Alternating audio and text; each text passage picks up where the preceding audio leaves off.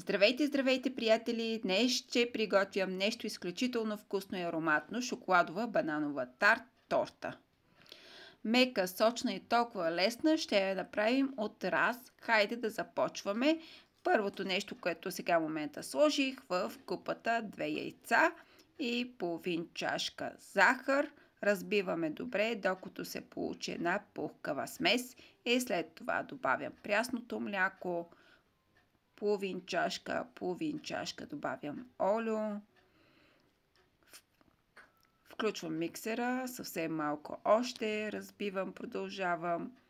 Достатъчно е толкова. Сега добавям 2 супени лъжички, пълни лъжички какао на прах. И след това добавям брашно. Една чашка. Чашките, които използвам, са от 200 мл. Една чашка добавям, още половин чашка приготвям през това време и изсипвам вътре в купата и ще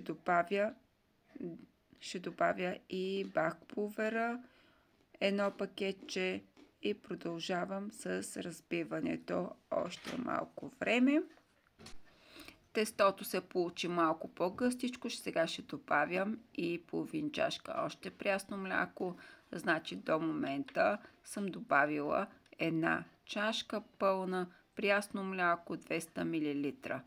Готова съм, приготвям тавата, кексовата. Предварително намазах с олио, малко брашънце отгоре, за да не се залепва тестото. И сега готовата смес, шоколадова смес, изсипвам вътре в формата, равномерно разпределям навсякъде и изсипах.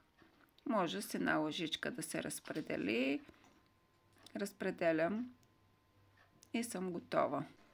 Пече се предварително загрята фурна на 170 градуса. 25 минути е достатъчно. За шоколадовия сос е необходимо една половин чашка захар, 2 стопени лъжички какао, 2 стопени лъжички царевично нишесте, 2 стопени лъжички брашно. Всичко заедно разбърквате и накрая добавям прясното мляко. 2 чашки и половина прясно мляко. Това е 500 мл прясно мляко съм добавила до момента. Разбърквате, за да се получи една гъста смес. Сега в самия блат отгоре приготвила съм една чашка прясно мляко. Заливате върху блата равномерно и изсипвате. Може направо с чашката да го изсипате.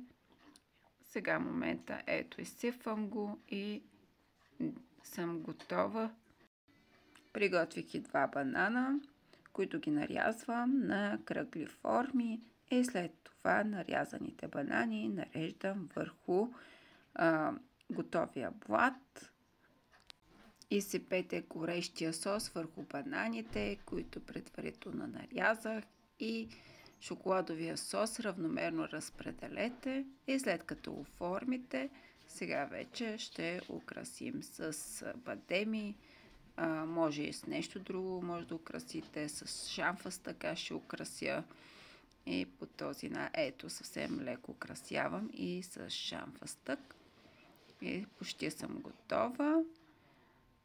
Много вкусно изглежда. Невероятно вкусно според мен. И сега ще ви изрежа едно парченце, за да можете да видите как се е получило уникалната вкусна. То не е торта, пък с глазура. Кексова глазура, шоколад. Сега изрязвам едно парченце. Изрязах го. Вижте колко вкусно изглежда. Неустоим на вкус, който можете и вие да опитате и да оставите вашите коментари под видеото ми, ако сте доволни. Ако ви харесва моите видеа, нека да се абонирате за родопската кухня на Мими, за още по-домашни вкусоти, сладки моменти.